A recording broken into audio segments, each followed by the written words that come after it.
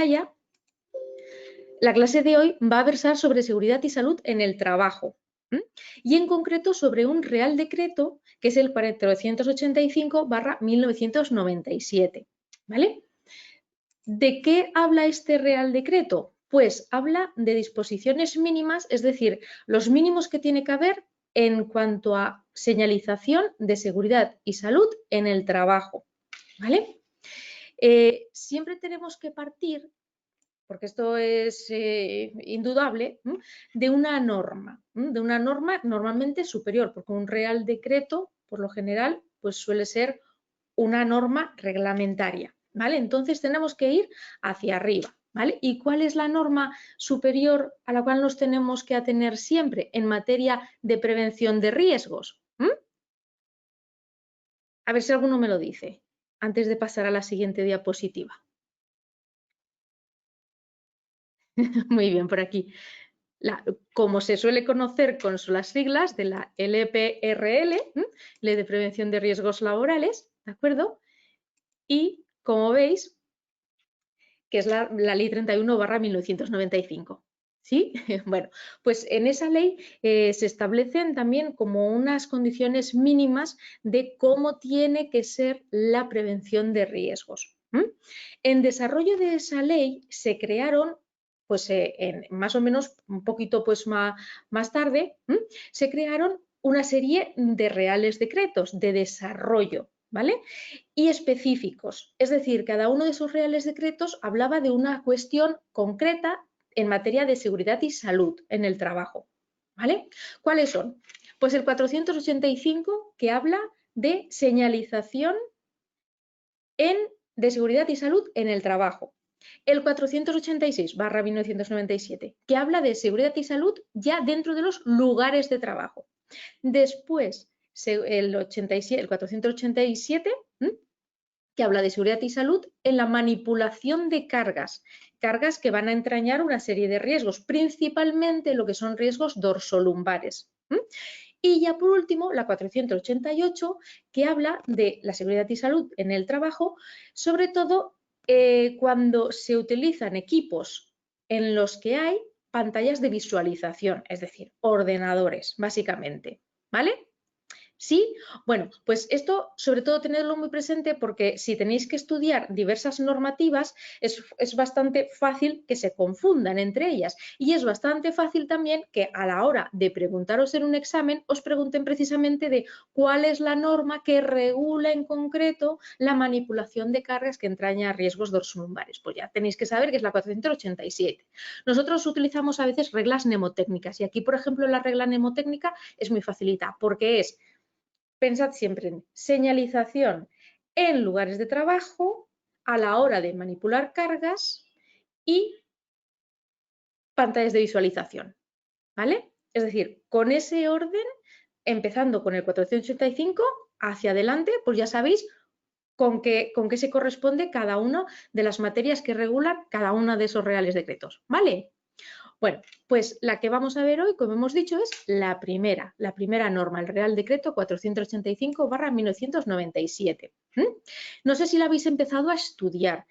El articulado es mínimo, ¿de acuerdo? Porque son poquitos artículos, pero después es una norma extensa porque hay muchos anexos y ahí es donde se centran y donde explican pues todas esas medidas, todas esas disposiciones que tienen que tener en materia de señalización pues todas las empresas para que haya seguridad y salud en el trabajo, ¿vale? Entonces, como siempre, empezamos con el artículo 1 que habla del objeto, es decir, sobre qué versa esta norma, este Real Decreto. Pues básicamente lo dice muy claramente. Este Real Decreto lo que hace es establecer unas disposiciones mínimas. ¿En qué materia? En materia de señalización de seguridad y salud en el trabajo. Recordando siempre que en este ámbito, la Ley 31/1995, es decir, la Ley de Prevención de Riesgos, va a ser plenamente aplicable, teniendo en cuenta, lógicamente, que va a haber ese desarrollo, ¿de acuerdo? Y después establece dos excepciones, dos situaciones en las cuales no se va a aplicar a priori este Real Decreto. Por un lado, no se va a aplicar a la señalización de comercialización de sustancias, de productos, equipos, mezclas, etcétera, que sean considerados peligrosos, siempre y cuando, lógicamente, no haya una norma, la normativa específica de materias peligrosas que expresamente digan otra cosa y digan que ese Real Decreto en esa cuestión en concreto va a ser aplicable, ¿vale? Pero por lo general y a priori, todo lo que es el tema de materias peligrosas, sustancias, etcétera, en cuanto a comercialización, no está regulado con este Real Decreto. Y después tampoco va a ser aplicable el Real Decreto, este Real Decreto en concreto, en cuanto a lo que es la señalización a la hora de regular el tráfico. Tráfico tanto por carretera, ferroviario, por tren, fluvial, marítimo, es decir, tanto en ríos como en mares, aéreo, buques, vehículos, aeronaves, militares, etcétera.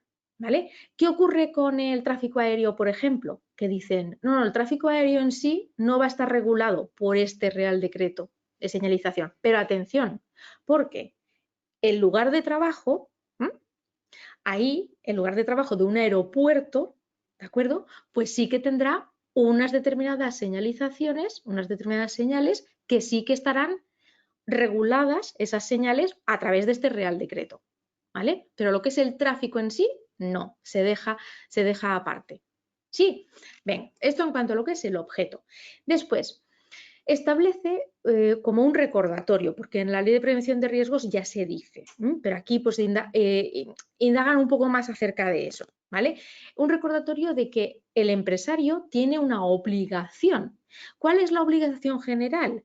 Pues, teniendo en cuenta una serie de criterios que veremos después, que veremos a continuación. Teniendo en cuenta esos criterios, el empresario lo que tiene que hacer es adoptar todas las medidas que sean necesarias, que sean precisas en el lugar de trabajo, para que ahí, en su lugar de trabajo, en los centros de trabajo, exista una señalización de seguridad y de salud y que cumpla esa señalización en materia de seguridad y salud con lo que establece el Real Decreto en los anexos que vamos a mencionar a posteriori, ¿vale? Es decir, primera obligación que tiene el empresario, tomar medidas de señalización en seguridad y salud del trabajo, ¿de acuerdo? En cada uno de sus centros, en su lugar de trabajo. Después también tiene otras medidas que ya la Ley de Prevención de Riesgos, si os acordáis, cuando la estudiamos lo mencionaban. En el artículo 18 hablaba de la información, la consulta, la participación de los trabajadores, ¿vale? Pues lo que dice es, recordando esa disposición de la Ley de Prevención de Riesgos sobre información, consulta, participación de los trabajadores, el empresario lo que tiene que hacer es adoptar todas las medidas que tiendan a que tanto los trabajadores como sus representantes estén informados de todas las medidas que hay y que hay que tomar respecto a el uso de las señalizaciones de seguridad y salud que hay en ese centro de trabajo. ¿Vale? Es decir, por un lado señalización, por otro lado información a los trabajadores y sus representantes. Pero es más, no solamente nos vamos a quedar con la información, es que además el empresario tiene que formar a sus trabajadores y también haciéndose eco de lo que dice la Ley de Prevención de Riesgos en el artículo 19.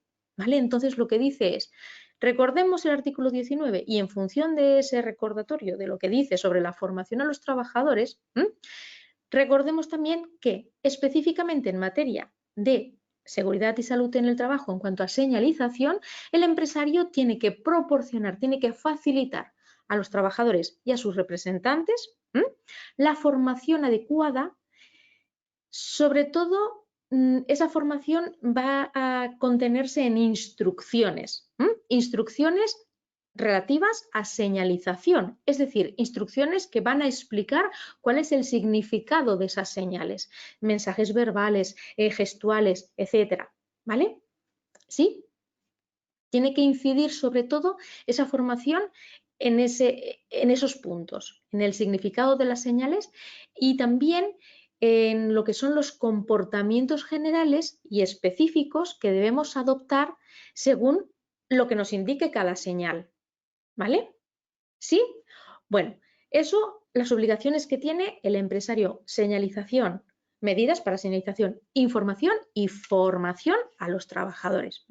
Pero después recordar también que hemos hablado de la Ley de Prevención de Riesgos, que en su artículo 18 hablaba de la consulta y participación además de la información a los trabajadores.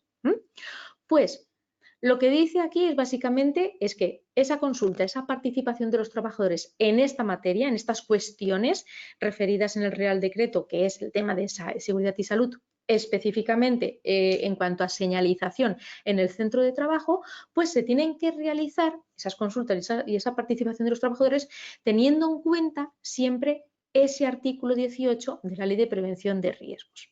¿Vale? Que básicamente lo que dice el artículo 18.2 de la Ley de Prevención de Riesgos es que el empresario tiene que consultar a los trabajadores y permitir que participen dentro de todas las cuestiones que afectan a la seguridad y la salud en el trabajo. ¿De acuerdo? ¿Sí? Y también los trabajadores tienen derecho a formular propuestas. Propuestas al empresario y a los órganos de participación y de representación.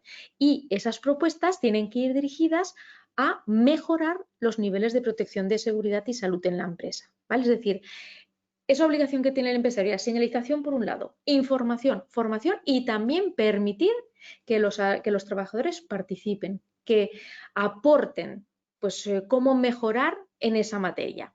¿Vale? Bien, seguimos.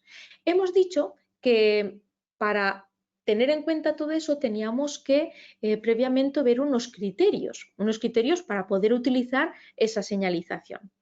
¿En qué momento vamos a utilizar la señalización de seguridad y salud en el trabajo dentro del lugar de trabajo, del centro de trabajo? ¿De acuerdo?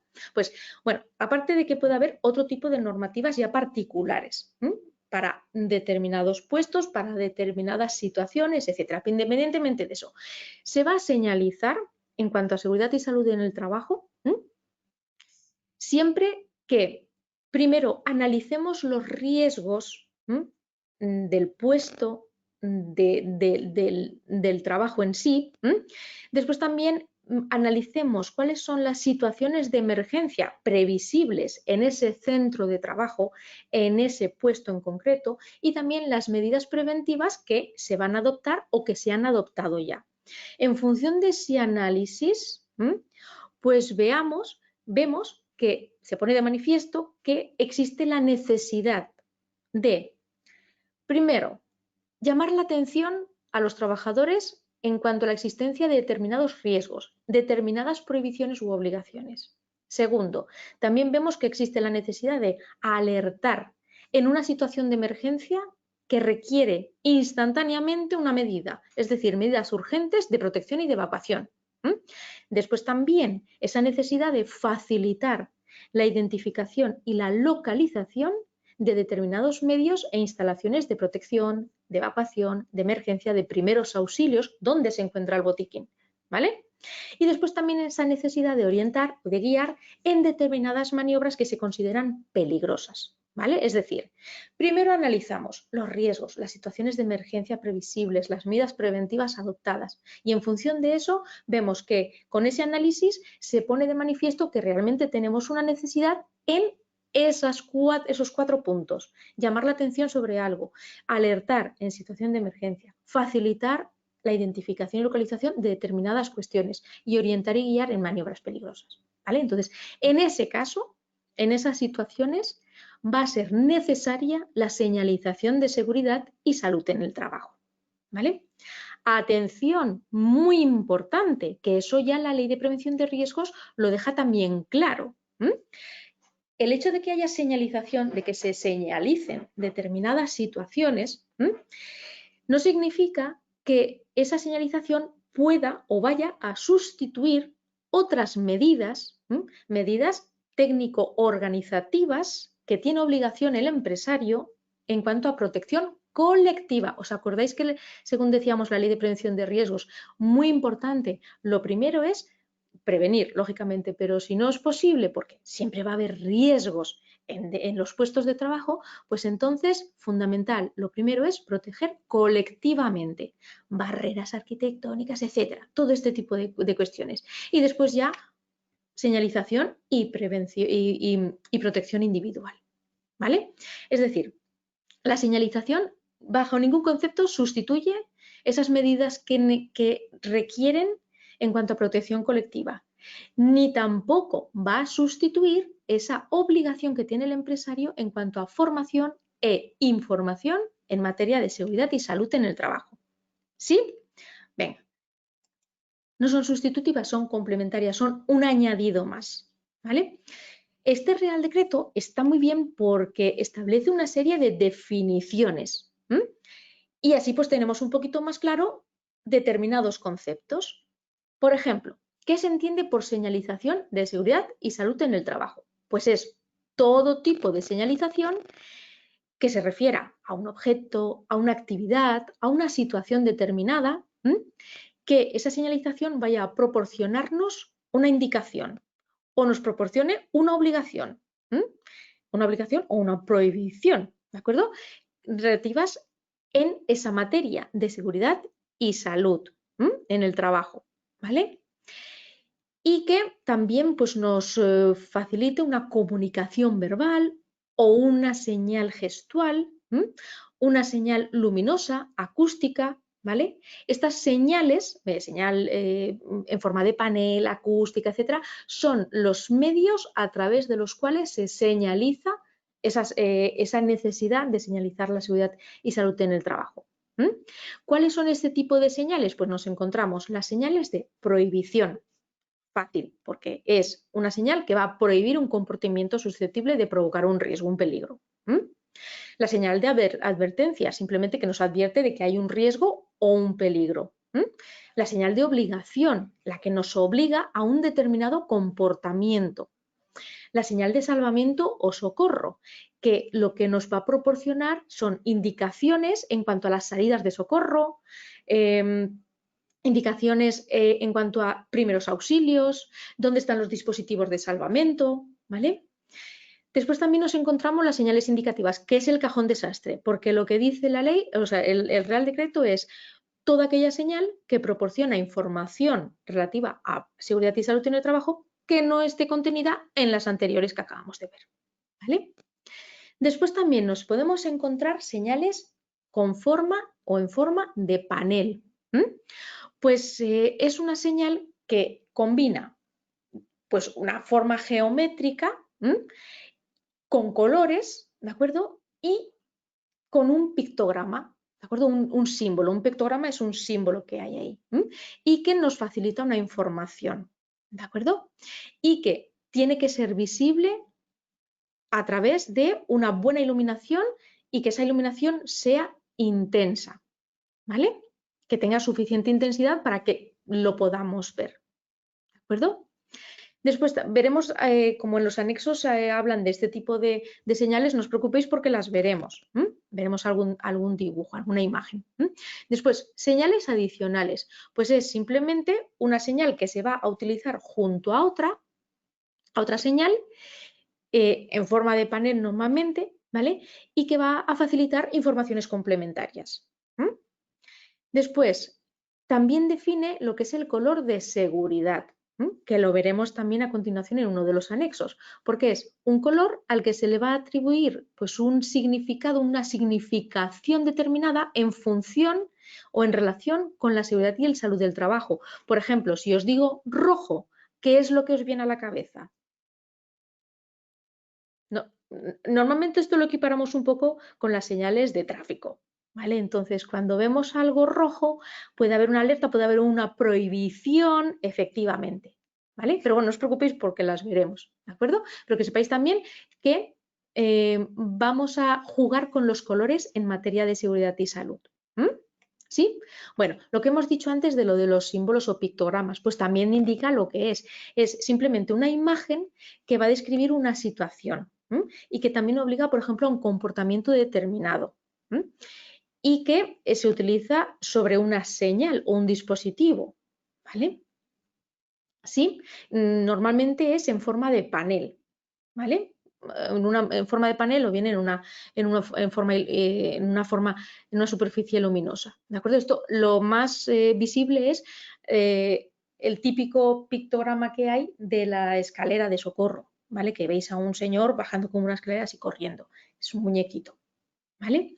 Bueno, después tenemos también las señales luminosas, que es una señal que se emite a través de un dispositivo que está formado por material transparente o que sea translúcido y que esté iluminado por detrás o desde el interior.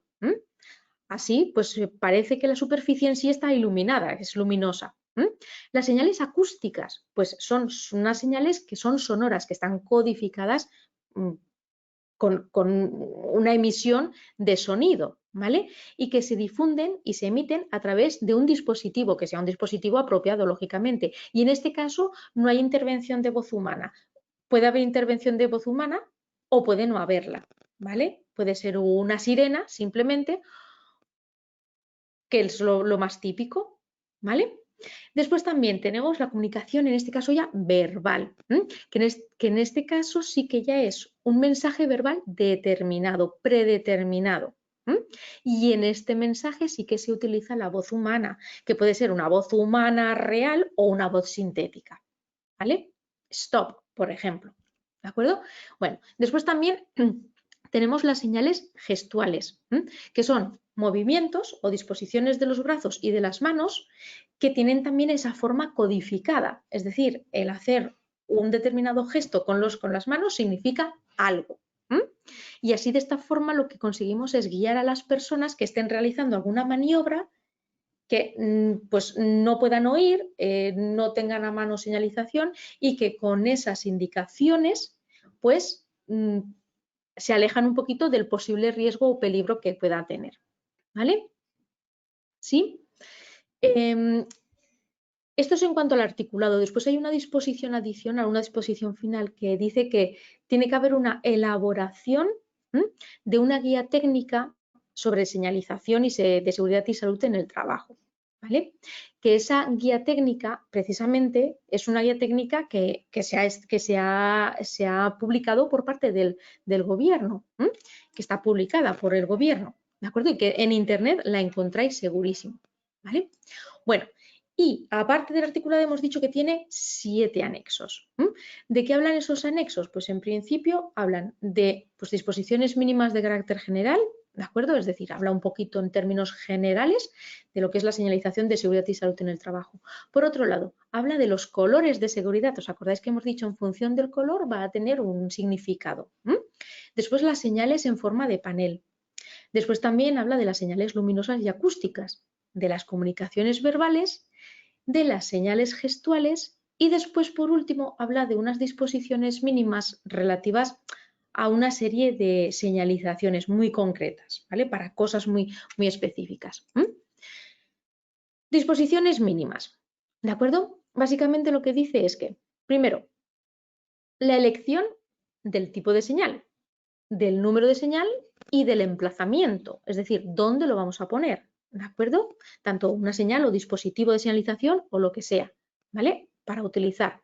Pues esa decisión, esa elección va a realizarse de forma que la señalización resulte lo más eficaz posible teniendo en cuenta una serie de cuestiones que son las características de la señal, los riesgos, elementos o circunstancias que tienen que señalizarse, la extensión de la zona a cubrir, el número de trabajadores afectados. ¿Vale? ¿Sí? Bueno, entonces tenemos que una señal, pues la tipología de la señal, es decir, cuál vamos a utilizar, en qué número, muchos, pocos, pocas señales, y dónde los vamos a poner, va a estar en función de esos 4 parámetros. ¿Vale? La eficacia de la señalización no tiene que verse disminuida por el hecho de que concurran señales diferentes, ¿vale? Es decir, que haya distintas señales no significa, o sea, no tiene que suponer una merma en cuanto a lo que queremos conseguir con cada una de las señales, ¿vale? o bien tampoco tiene que verse disminuida la eficacia de esa señalización, pues por otras circunstancias que puedan dificultar su percepción o su comprensión. Y, muy importante, la señalización de seguridad y salud en el trabajo no tiene que utilizarse para transmitir determinadas informaciones o mensajes que sean diferentes o que sean adicionales a lo que es el objetivo que nos estamos marcando, ¿vale? De esa señalización en cuestión. Es decir, no vamos a aprovechar que vamos a poner esta señal para poner otra cosa aparte, ¿de acuerdo? No, tiene que ser algo directo, un mensaje directo, lo que tenemos que transmitir con esa señalización, ¿vale? Cuando los trabajadores a los cuales se va a dirigir esa señalización en concreto tienen una capacidad o una facultad visual o auditiva limitadas, incluidos los casos en que pues, sea causante el equipo de protección individual, pues en el caso de que existan ese tipo de trabajadores, pues tenemos que tomar unas medidas suplementarias o bien de sustitución, ¿vale? ¿Sí? Todo este tipo de cuestiones son cuestiones lógicas, ¿vale? De sentido común, pero es necesario saberlas, ¿vale? Después, la señalización tiene que permanecer mientras tanto persista la situación que motiva que haya esa señalización. Si desaparece, pues, lógicamente va a tener que desaparecer esa señal. Si esa situación cambia, pues entonces esa señalización posiblemente tenga que modificarse también. Y todos los medios y dispositivos de señalización tienen que tener un mantenimiento determinado, pues verificarse regularmente, también depende de los casos, ¿de acuerdo? Limpiarse, repararse, sustituirse en caso de que sea necesario, ¿de acuerdo? O sea, es muy importante la conservación de sus cualidades, de sus cualidades y del funcionamiento, ¿vale? Y en caso de que una señalización necesite una fuente de energía, por ejemplo, las señales luminosas, ¿de acuerdo? Pues en este caso tienen que disponer de una alimentación de emergencia. Veis que cuando hay algún apagón en un centro, la luz de emergencia de por aquí está la salida, esa luz queda ahí, es porque tiene una luz de emergencia, tiene un dispositivo de alimentación añadido. ¿Vale? Así de esta forma se va a garantizar su funcionamiento, aunque la luz en general se haya cortado, se haya interrumpido el suministro eléctrico. ¿Vale? ¿Sí? Venga. Esto en cuanto a lo que son las disposiciones un poquito pues, generales. Vamos ahora a ver los colores de seguridad. Y los colores de seguridad forman parte también de la señalización de seguridad y salud. Pueden formar parte o directamente constituir por sí mismos esa señalización. El hecho de llevar un brazalete, por ejemplo, de un determinado color. ¿De acuerdo? Bueno, vamos a ver los colores y las indicaciones y las precisiones de cada uno de ellos. La señal de prohibición, que lo que indica es comportamientos peligrosos. Peligro, alarma, alto, parada, desconexión, etcétera. Materiales, equipos de lucha contra incendios, etcétera. ¿Vale? Y ese es el color rojo. ¿De acuerdo? ¿Sí? Prohibición, peligro, alarma, que por aquí lo habíais mencionado, tanto uno como otro. Después, lucha contra incendios, que lo veis claramente aquí, ¿vale? Donde están identificados, donde están localizados. El color amarillo o amarillo anaranjado, pues lo que va a indicar es una señal de advertencia, atención, precaución y también verificación. Por otro lado, el azul es una señal de obligación y lo que te obliga es a un comportamiento, a una acción determinada. Obligación también de utilizar un equipo de protección individual determinado, como por ejemplo aquí, que lo que se dice es que obligatoriamente para pasar a esta sala tienes que llevar cascos de insonorización, ¿vale? El verde, Pues el verde es la típica señal de salvamento o de auxilio, que aparecen en las puertas, en las salidas, en los pasajes, en los puestos de socorro, locales, etc. Después también nos va a dar información sobre situaciones de seguridad, de vuelta a la normalidad, ¿vale? Rojo, amarillo, azul y verde. Tened en cuenta que el rojo no solamente es de prohibición, peligro, material contra incendios, ¿vale? Es decir, cada uno de esos colores posiblemente signifique algo más de lo que normalmente tenemos en mente, ¿sí? Bueno, cuando el color de fondo sobre el que se tiene que aplicar el color de contraste, el color de seguridad, pueda dificultar la percepción de este último, ¿vale? Pues por ejemplo que se tenga que poner algo sobre un color que es similar. Pues entonces en ese caso se va a utilizar un color de contraste que enmarque o que se alterne con el de seguridad. Vamos a ver ahora el color de seguridad y el color de contraste. Pues por ejemplo, tenemos sobre el rojo es el blanco, sobre el amarillo o amarillo anaranjado el negro. ¿Veis estos colores de contraste? ¿De acuerdo? Después, sobre el azul, el blanco. Y sobre el verde, también el color de contraste, el blanco. ¿De acuerdo? Y cuando la señalización de un elemento se vaya a realizar a través de un color de seguridad, las dimensiones que debe tener esa superficie coloreada tienen que ser proporcionales con el elemento, de señalización, ¿de acuerdo? Y después también tiene que identificarse fácilmente, ¿vale? ¿Sí? Bueno, esto en cuanto a lo que son los colores de seguridad. Vamos a ver ahora las señales en forma de panel, que si habéis visto el anexo, pues habla de muchas cosas. Vamos a hacerlo de manera resumida, ¿vale? Básicamente lo que dice es la forma y los colores de las señales en forma de panel son las que van a específicamente indicarse en este anexo, ¿vale? Que es el anexo tercero. Después, importante también, hay que evitar hay que intentar que haya sencillez, que la señal sea sencilla de comprender. Vamos a evitar detalles que sean inútiles, que no nos sirven para nada.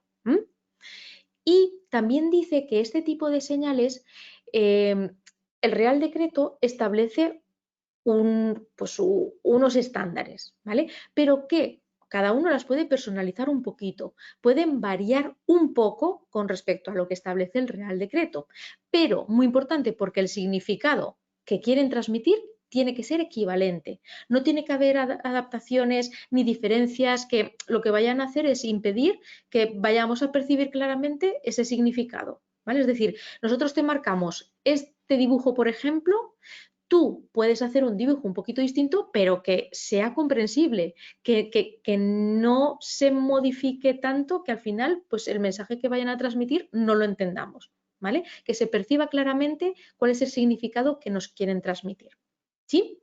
Después, el material de las señales en forma de panel tiene que ser un material resistente a los golpes y a las inclemencias del tiempo, porque por lo general es posible que nos las encontremos en el exteriores. Las dimensiones, las características del color y de la luz tienen que ser también determinadas en cuanto a lo que es la intensidad, ¿vale? La intensidad del color y de la luz, ¿de acuerdo? Pues tienen que garantizarse que se pueda ver, que tengan una buena visibilidad y que se puedan comprender fácilmente a través de la vista, ¿vale? En cuanto a los requisitos de utilización, básicamente lo que dice el anexo tercero de las señales en forma de panel es que en cuanto a la instalación de este tipo de señales, pues todo lo que es la altura, la posición, tienen que ser apropiadas en relación al ángulo visual, ¿vale? También tendremos que tener en cuenta los posibles obstáculos que nos vayamos a encontrar. Después, la proximidad inmediata al riesgo o al objeto que está señalizado. Después, esto en cuanto a lo que es la instalación, tener presente esas cuestiones a la hora de instalar la señal. El lugar tiene que ser un lugar que esté iluminado, que sea visible, que sea accesible. Y en caso de que, por ejemplo, la luz general no fuera suficiente, pues en este caso vamos a utilizar una luz adicional, una iluminación adicional, o bien, por ejemplo, colores fosforescentes, materiales fluorescentes, etc. Tenemos que intentar no usar señales que sean próximas, lo que hemos dicho antes, ¿vale? También, para de este modo evitar que la eficacia de la señalización se vea mermada, se disminuya. Y cuando ya no exista la situación que justifica esa señalización, pues entonces, lógicamente, habrá que retirar la señal. ¿Vale? ¿Qué tipo de señales nos encontramos en cuanto a las señales en forma de panel? Pues nos encontramos, por un lado, las señales de advertencia, que tienen una forma triangular y el pictograma es negro sobre fondo amarillo, ¿vale? Por ejemplo, lo que veis aquí. El amarillo, muy importante, el amarillo tiene que cubrir como mínimo el 50% de la superficie de la señal. Y los bordes tienen que ser negros, es decir, el pictograma negro, el fondo amarillo, mínimo 50% de todo lo que es la señal y el borde negro. En cuanto a las señales de advertencia. Atención, porque la señal de peligro en general no se va a utilizar para advertir a las personas de que existen sustancias o mezclas peligrosas, ¿de acuerdo? Exceptuando en caso de que pues así se establezca, ¿vale? Y en este caso sí que se va a utilizar para indicar el almacenamiento de sustancias o mezclas peligrosas, ¿vale? Pero en principio tened en cuenta que esa señal de peligro en general no se va a utilizar para esto, sino que se tendrá que utilizar una señal un poco más específica para el tema de sustancias peligrosas, ¿vale? Después, hemos visto las señales de advertencia. Vamos a ver ahora las señales de prohibición. Las de señales de prohibición van a tener una forma redonda, ¿de acuerdo? El pictograma, es decir, el dibujito, la imagen, tiene que ser negra sobre fondo blanco, ¿vale? Después, los bordes y la banda lateral, esa banda transversal descendente de izquierda a derecha que atraviesa el pictograma en un ángulo de 45 grados respecto a lo que es la horizontal, ¿vale? Tienen que ser rojos. Y el rojo deberá cubrir como mínimo el 35% de la superficie de la señal. Todos estos porcentajes, anotároslo bien cuando hagáis vuestros esquemas, ¿vale? 35%, esto hemos dicho mínimo el 50% el amarillo, aquí el rojo mínimo el 35%, ¿vale? Sigamos, las señales de obligación. Tiene que tener también forma redonda, el pictograma va a ser blanco sobre un fondo azul.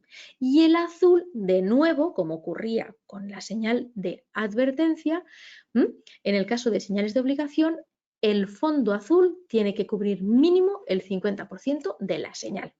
¿Vale? Las señales relativas a la lucha contra incendios, pues van a tener una forma rectangular o bien también cuadrada. El pictograma, la imagen, el dibujito, va a ser blanco sobre un fondo verde. Y el verde, de nuevo, tiene que cubrir, ¿cuánto pensáis vosotros? ¿Qué porcentaje de la superficie? El 50, exacto.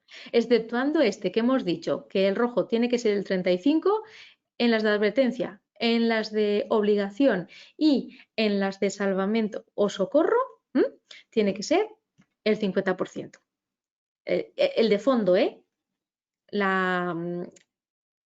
el color de fondo, ¿vale? En este caso es el color que recubre, el rojo, ¿vale? Venga, seguimos. Vamos ahora al anexo 4, que habla de las señales luminosas y acústicas. En principio, lo que dice es, bueno, vamos a ver las características y los requisitos que tienen que tener las señales acústicas, luminosas. Después, las características y requisitos de las señales acústicas y las disposiciones en común. Bueno,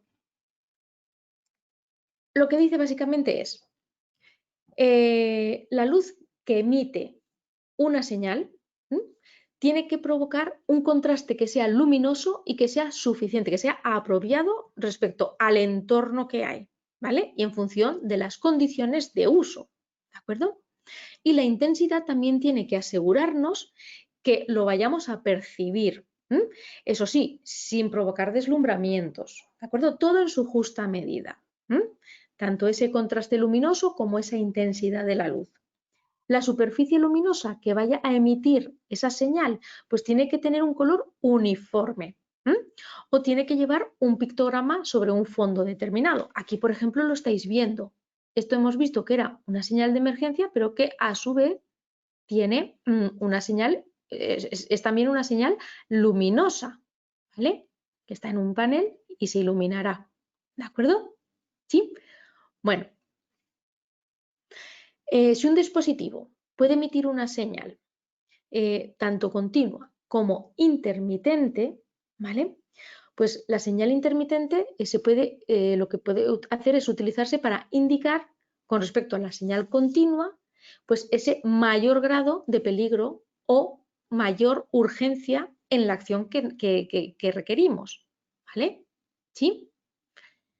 Bueno, después, cuando se vaya a utilizar una señal luminosa que sea intermitente, la duración y la frecuencia de los destellos tienen que permitir que identifiquemos correctamente el mensaje. Intentar evitar que se perciba como continua o que se confunda con otras señales luminosas, ¿vale? Es decir, por un lado, se puede utilizar señales luminosas continuas y juntarlas con intermitentes, y después, si se utiliza solamente intermitente, tener ese cuidado, ¿vale? ¿Sí? Cuando los dispositivos de emisión de señales luminosas, en este caso, se utilicen para temas de peligro grave, tienen que ser objeto de revisiones especiales y tienen que ir provistos de una bombilla auxiliar, ¿vale? Esto en caso de los dispositivos de emisión de señales luminosas para anunciar peligros graves, ¿sí? Vamos a ver ahora las señales acústicas, ¿de acuerdo? La señal acústica, pues en principio tiene que tener un nivel sonoro que sea superior al nivel de ruido ambiental, para que sea perfectamente audible, pero que no llegue a ser molesto, ¿de acuerdo?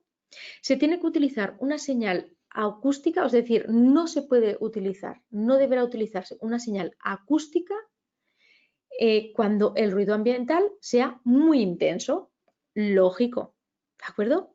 El tono que tiene que tener esa señal acústica, ¿vale?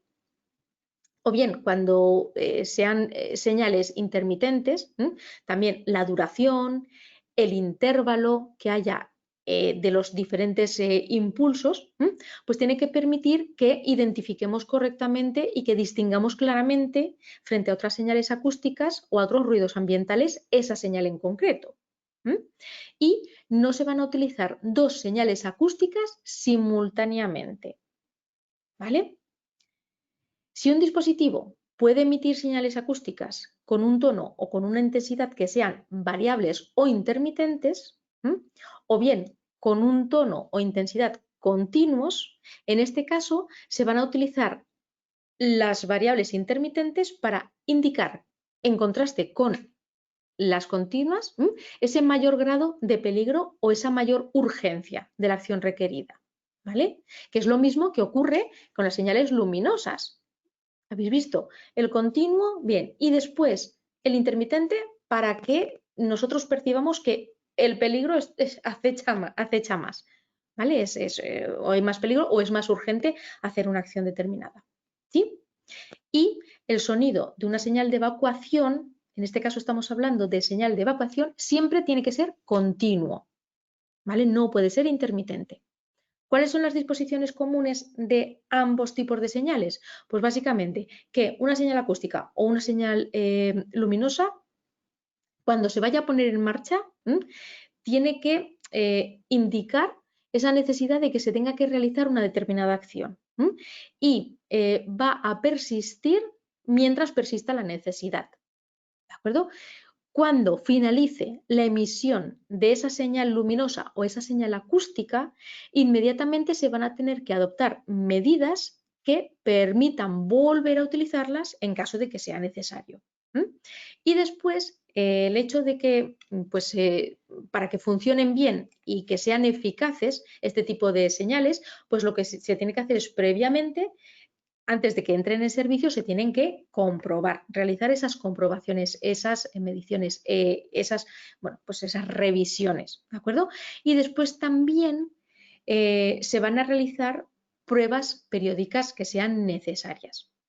Es decir, una comprobación previa y periódicamente siempre que sea necesario. Y ya por último, en cuanto a lo que es el anexo cuarto, lo que dice es que las señales, tanto luminosas como acústicas, en este caso intermitentes, que estén previstas para que se utilicen alternativamente o complementariamente, pues tienen que tener un mismo código. ¿Vale? ¿Sí? Bueno, después vemos las comunicaciones verbales, que básicamente la comunicación verbal es la que se establece entre un locutor o un emisor y uno o varios oyentes, ¿de acuerdo? Y el lenguaje tiene que estar formado por textos cortos, frases, grupos de palabras o incluso palabras aisladas, ¿vale? Y que estén normalmente codificados. Stop. Ahora los veremos, ¿vale? Estos mensajes verbales serán sumamente cortos, sumamente claros, todo lo que sea posible en cuanto a simpleza, ¿vale? Y la aptitud que tiene que tener el locutor en cuanto a aptitud verbal y las facultades auditivas de quien lo vaya a oír, pues tiene que bastar para que se garantice esa comunicación verbal segura.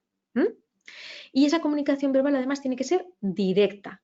Y para ello utilizaremos la voz humana o bien puede ser indirecta. Y en este caso utilizaremos o bien la voz humana o sintética. ¿Vale? Y en este caso va a ser difundida, será su difusión a través de un medio que sea apropiado. En cuanto a las reglas particulares de utilización, las personas que se vean afectadas y que necesiten este tipo de comunicaciones, ¿de acuerdo? Que se vean afectadas por este tipo de señalización acústica, ¿vale? Verbal, en este caso, ¿vale? Pues tienen que conocer claramente el lenguaje que se va a utilizar para que cuando se pronuncie se comprenda correctamente el mensaje y también se adopte en función de esa comprensión el comportamiento apropiado en función de lo que quiere transmitir. Si la comunicación verbal se va a utilizar en un lugar o sea, se va a utilizar en lugar o como complemento de señales gestuales, habrá que utilizar determinadas palabras que este anexo específicamente lo indican, ¿vale? Por ejemplo, comienzo para indicar que se va a iniciar esa toma de mando, ¿vale? Alto para interrumpir o finalizar un movimiento. Fin, esto es para finalizar definitivamente todas las operaciones. Izar, para izar una carga, levantarla. Bajar, para bajar la carga. Avanzar, retroceder a la derecha, a la izquierda, para indicar el sentido de un movimiento. ¿De acuerdo? Y el sentido de esos movimientos a su vez tiene que coordinarse con los códigos gestuales. ¿Vale? Peligro, cuando se tenga que hacer una parada de emergencia. Rápido, cuando tengamos que acelerar un movimiento por razones de seguridad. ¿De acuerdo? Es decir, estas palabras son palabras clave que se tienen que utilizar principalmente cuando vaya a sustituir o cuando complemente a señales gestuales. ¿Y cuáles son esas señales gestuales? Pues las vemos en el anexo sexto. Pues las señales gestuales principalmente lo que tienen que ser son precisas, también simples, fáciles de realizar y de comprender, y que se puedan distinguir claramente de cualquier otro tipo de señal gestual. ¿Vale? La utilización de los brazos al mismo tiempo se tiene que hacer de manera simétrica. y para una sola señal gestual. No podemos utilizar un brazo para una y otro brazo para otra. No, tiene que ser siempre para la misma señal. Los gestos utilizados pueden variar en cuanto a lo que son las representaciones que aparecen en este Real Decreto, ¿vale? Pero lo mismo que hemos visto anteriormente, siempre y cuando puede variar el pictograma, puede variar lo que está establecido, pero siempre y cuando el significado y la comprensión sean equivalentes. Es decir, yo en lugar de utilizar esto, pues voy a utilizar esto. Bueno, pero que al menos se entienda y que sean equivalentes. ¿Vale? Hay una serie de reglas particulares a la hora de utilizar este tipo de señales gestuales, que son la persona que va a emitir la señal, que es el encargado de las señales, tiene que dar instrucciones de maniobra mediante esas señales gestuales al destinatario de esas señales, que es el operador. ¿Vale? Tenemos el encargado de las señales, el operador, y el encargado es el que va a dar esas instrucciones a través de esas señales gestuales. El encargado de esas señales tiene que poder seguir visualmente el desarrollo de esas maniobras, ¿vale? Eso sí, va a poder dirigir, va a poder seguir visualmente, pero sin que esas maniobras le amenacen a él, le supongan un peligro. Y tiene que dedicarse exclusivamente a dirigir las maniobras y a la seguridad de los trabajadores que están situados en las proximidades. No tiene que hacer ninguna otra labor más que esa. Si vemos que no puede seguir el encargado visualmente esas maniobras, o que las puede seguir, pero que su vida o su integridad física corren serio peligro, entonces en ese caso se va a recurrir a uno o varios encargados de señales suplementarias, es decir, va a haber más de una persona que esté con él ayudando en esas labores de apoyo. ¿Vale? Sí, bueno, después, en cuanto a lo que es el operador tiene que suspender la maniobra que esté realizando para poder solicitar nuevas instrucciones cuando las órdenes que le estén dando no las pueda ejecutar con suficientes garantías de seguridad en el trabajo. ¿Sí? Bueno, esto en cuanto a las reglas, ¿de acuerdo? Después también nos encontramos accesorios de señalización gestual. El encargado de las señales tiene que ser fácilmente reconocido por el operador. Estos son los accesorios de señalización gestual, ¿vale? El encargado tiene que llevar para ello uno o varios elementos de identificación y que se vea, que sean con colores vivos, para que se vea. Pues por ejemplo, una chaqueta determinada, unos manguitos, un brazal, un casco, incluso raquetas si es necesario, ¿vale? Y los elementos de identificación tienen que ser, pues lo que hemos dicho, de colores vivos y que por lo general todos los elementos tengan el mismo color, ¿vale? Que sean el mismo color y que sean iguales y que solamente los utilice exclusivamente el encargado de las señales o los encargados en su caso, ¿vale? Y por último nos encontramos con los gestos codificados, ¿de acuerdo? Tiene que haber una consideración previa.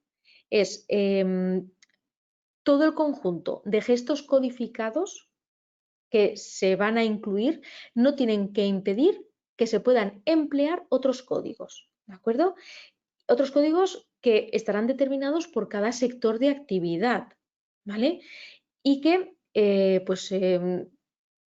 indiquen idénticas maniobras, ¿de acuerdo? Sí, simplemente esto que sepáis en cuanto a los gestos codificados, ¿vale? Aquí no os los he expuesto, pero si veis la normativa, este Real Decreto en este anexo sexto establece pues unos dibujos, bueno, unas imágenes para tenerlas en cuenta, ¿de acuerdo? En señales gestuales, ¿vale? Son gestos generales, después hay una serie de movimientos verticales, movimientos horizontales y los movimientos de peligro, ¿de acuerdo? Que os recomiendo que le echéis un vistazo porque en algún examen os pueden aparecer una imagen con un gesto determinado y decir este gesto a qué señalización indica, ¿vale? Bueno, Y ya por último, que vamos a terminar en breves, pues vemos las disposiciones mínimas para determinados tipos de señalización. Por un lado, los riesgos, las prohibiciones y las obligaciones. Toda señalización que está dirigida a advertir a los trabajadores de que hay un riesgo o a recordarles simplemente que existe una prohibición o una obligación, se tiene que realizar a través de señales en forma de panel. ¿Sí? Es decir, riesgos, prohibiciones y obligaciones, señales en forma de panel. Después, los riesgos de caídas y choques, choques y golpes. Para señalizar desniveles, obstáculos, otros elementos que puedan suponer riesgo de caídas para las personas o que también puedan suponer choques, golpes, pues para este tipo de señalización se puede optar igualmente eficaces, ¿vale? Por el panel, ¿de acuerdo? O por un color de seguridad, o se pueden utilizar ambos complementariamente, el panel y el color de seguridad. Por otro lado, seguimos con el tema de los riesgos de caídas, choques y golpes.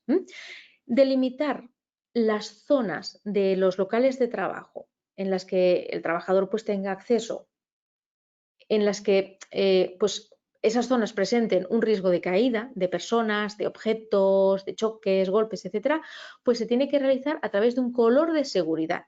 ¿Vale? Es decir, delimitar determinadas zonas en las que pueda concurrir ese riesgo pues a través de un color de seguridad.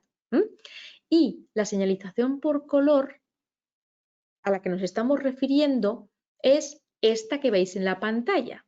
¿Vale? Esta señal que son franjas alternas amarillas y negras.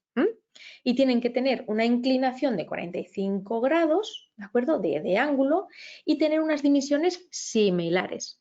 ¿Vale? ¿Sí? Bueno, pasamos a las vías de circulación. Pues siempre que sea necesario para poder proteger a los trabajadores, esas vías de circulación de vehículos, pues estamos hablando, por ejemplo, de fábricas en las que pues, circulan vehículos dentro de ellas, ¿de acuerdo? Pues tienen que estar delimitadas esas vías de circulación claramente. ¿Y cómo se delimitarán? Pues mediante franjas continuas de un color que sea visible, preferentemente blanco o amarillo, y teniendo, lógicamente, en cuenta el color del suelo. La delimitación tiene que respetar las distancias de seguridad entre vehículos y los objetos que sean próximos y entre los peatones y los vehículos. ¿Vale? Y en caso de que tengamos vías exteriores que sean permanentes y que se encuentren en los alrededores inmediatos de las zonas edificadas, pues en este caso tienen que ser también delimitadas, siempre que sea necesario y que pues, lo podamos hacer. ¿Vale? ¿Sí? Salvo, lógicamente, que, por ejemplo, esas zonas pues, ya dispongan de barreras o de algún otro tipo de pavimento que ya supongan esa delimitación. Es decir, delimitar claramente las zonas. ¿Vale? Vamos ahora a pasar a las tuberías, recipientes, áreas de almacenamiento de sustancias y mezclas peligrosas. ¿Os acordáis que habíamos dicho que íbamos a dejar un poquito de lado lo que es la comercialización, etcétera, pero que teníamos que tener en cuenta determinadas cuestiones?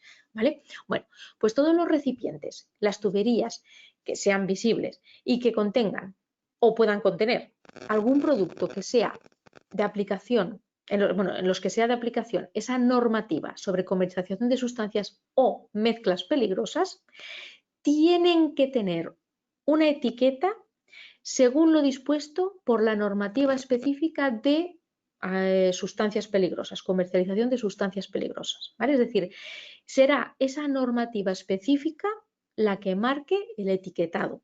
¿Cómo tiene que ser ese etiquetado de ese tipo de tuberías, recipientes, etcétera? También es cierto que a eso se le puede exceptuar por los recipientes que se utilizan durante un corto tiempo, ¿vale? Y todos aquellos recipientes que van cambiando a menudo, siempre y cuando se vayan a tomar medidas alternativas, sobre todo en cuanto a formación e información a los trabajadores, que lo que hagamos es garantizar que el nivel de protección va a ser equivalente que pues, si se establecieran pues, esas medidas de etiquetado, etcétera, ¿vale? Esas etiquetas que estábamos mencionando se tienen que pegar, o bien se fijan o bien se pintan, en sitios que sean visibles, dentro de o sea, en el exterior normalmente de esos recipientes o tuberías. Y en el caso de las tuberías, esas etiquetas lo que se hace es se va a colocar a lo largo de la tubería pues, con un número suficiente, ¿vale? Y en especial cuando existe algún punto de riesgo, como por ejemplo las válvulas, las conexiones, que sea próximo, pues en ese caso obligatoriamente ponemos la etiqueta, ¿de acuerdo? Y todas las características y las condiciones de utilización de esas etiquetas se tienen que ajustar a lo que específicamente dice este Real Decreto. La información que aparece en la etiqueta, a su vez también se puede complementar con otros datos, como por ejemplo el nombre, la fórmula de la sustancia, la mezcla peligrosa o incluso detalles adicionales sobre los riesgos que puede conllevar. Y ese etiquetado puede ser sustituido por señales de advertencia que hemos visto previamente en el anexo tercero, ¿de acuerdo? A través de un pictograma o de un símbolo. Si no existe una señal de advertencia que sea equivalente, ¿vale? Para ese caso en concreto, pues se tiene que utilizar el pictograma de peligro correspondiente, ¿vale? ¿Sí? Bueno, seguimos. Bueno, en este caso, seguimos con las tuberías, etcétera. Si se tienen que transportar este tipo de recipientes dentro del lugar de trabajo, pues sí que se puede sustituir esas señales por señales que se aplican en la Unión Europea, ¿vale? Se aplican en la Unión Europea para este tipo de sustancias, ¿vale? ¿Sí? Bueno, y en cuanto a las zonas o los locales que se utilizan para almacenar cantidades importantes de sustancias o mezclas peligrosas, tienen que tener esos almacenes, esas zonas, esos locales, tienen que tener, tienen que estar claramente identificados. Y se les va a identificar a través de una señal de advertencia que sea apropiada, ¿vale? ¿Sí? O bien mediante la etiqueta que corresponda, ¿de acuerdo? Y en este caso, el almacenamiento de sustancias o mezclas peligrosas se puede indicar también mediante la señal de peligro en general. Vamos ahora a pasar a los equipos de protección contra incendios, ¿de acuerdo? Los estoy mencionando, no tenemos diapositivas de esto, pero bueno, simplemente para que lo tengáis un poquito claro, ¿vale? Pues los equipos de protección y de equipos de protección contra incendios. Pues en este caso estos equipos de protección tienen que ser de color rojo o predominantemente rojo, para que se puedan identificar fácilmente ese color. Y el emplazamiento de esos equipos de protección se va a señalizar también mediante el color rojo o bien a través de una señal en forma de panel. ¿De acuerdo? ¿Sí? Bueno, y siempre que sea necesario, en las vías de acceso a esos equipos se van a mostrar pues, las señales indicativas que sean adicionales con respecto a esas situaciones. ¿Vale? Medios y equipos de salvamento y socorro. Pues la señalización para localizar e identificar cuáles son las vías de evacuación y los equipos de salvamento socorro se tienen que realizar también con forma de panel y son las que establece el anexo tercero. ¿Vale? Las situaciones de emergencia. La señalización que se dirige tanto a los trabajadores como a otras personas que puedan estar en el centro ahí, ¿vale? En ese caso, en caso de que haya una situación de peligro y que haya una urgente necesidad de que se tenga que realizar una actuación determinada o que se tenga que evacuar esa zona de peligro, pues va a ser a través de esas situaciones de emergencia a través de una señal luminosa o una señal acústica o incluso con una comunicación verbal. Esto también es importante que este tipo de cuestiones en un esquema lo establezcáis, ¿vale? Para saber en qué casos se utilizan determinados tipos de señales. Y a igualdad de eficacia, pues se puede optar por cualquiera de las tres, ¿vale? Incluso también se puede combinar una señal luminosa con una señal acústica o con una señal verbal. Y ya por último, las maniobras peligrosas, ¿de acuerdo? La señalización que su objetivo es orientar o guiar a los trabajadores que están realizando una maniobra peligrosa para indicarles, ¿de acuerdo?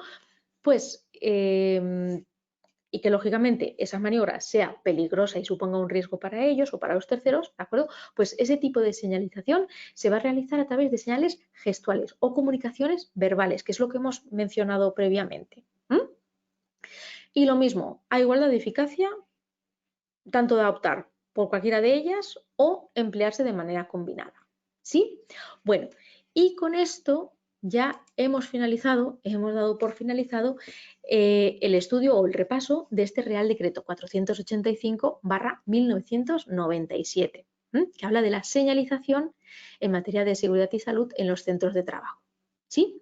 Bueno, pues es importante también porque ya digo, no aparecen todos los pictogramas, todos los dibujos que establece esa normativa, con lo cual muy importante que acudáis a la normativa, que acudáis a la unidad y que le echéis un vistazo a todos los dibujos que hay, porque es bastante probable que en algún examen os los encontréis.